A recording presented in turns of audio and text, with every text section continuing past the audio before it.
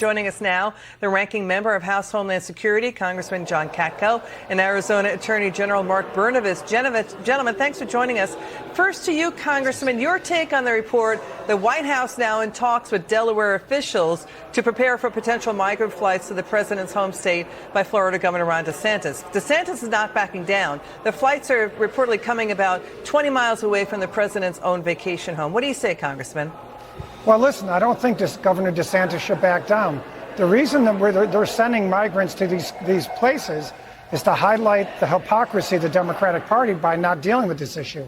They all say they want to be sanctuary cities. They all say they want to embrace the illegal aliens that are here. Yet when they're in their back door, they say, no way, get them out of here. And that's just not logical. And as far as thinking about doing immigration reform before you secure the border, that's just plain legislative malpractice.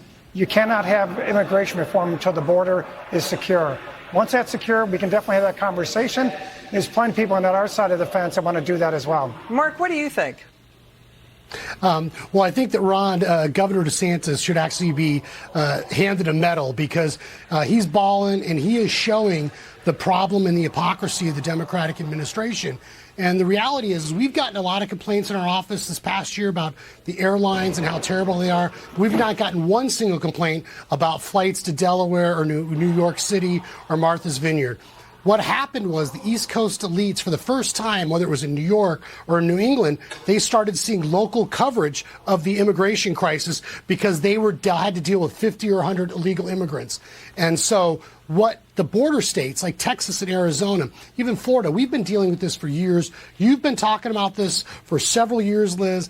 Record amount of fentanyl flowing into this country. And I just wish Kamala Harris and Joe Biden were worried more about gas prices and soaring cost of groceries than they were about Ron DeSantis's soaring popularity. Yeah, and to what the Mark is saying, Congressman, the border states, taxpayers there have been footing the bill for Biden's border collapse. So as expected, arrests at the southern border exceed 2 million since Biden was elected. That's in just 19 months. They're already more than the 8 years combined under Obama. It's like 3.5 million in less than 2 years versus 3.4 under Obama.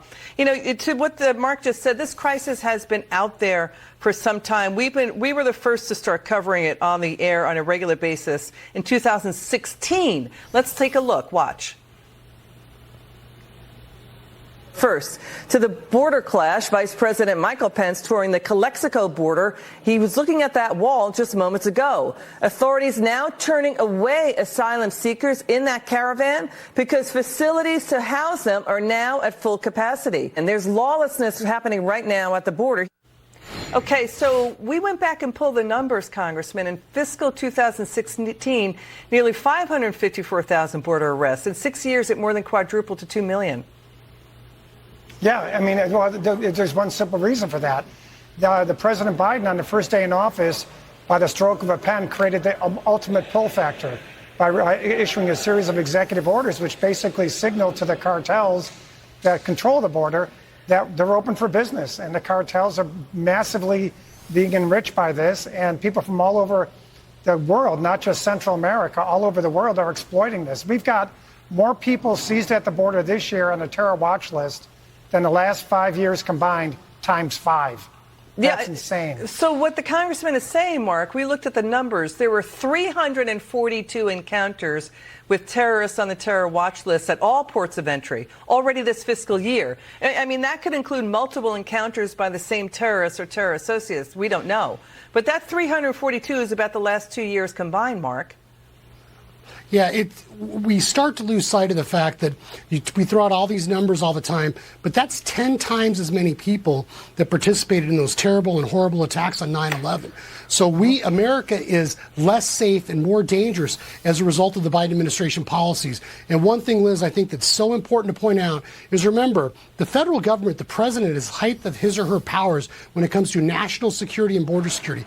This is the federal government's job. So when you have these liberal liberal mayors or, people in Congress complaining about, people like Governor DeSantis or Governor Abbott politicizing this. Remember, this is the federal government's job. They are supposed to be doing this.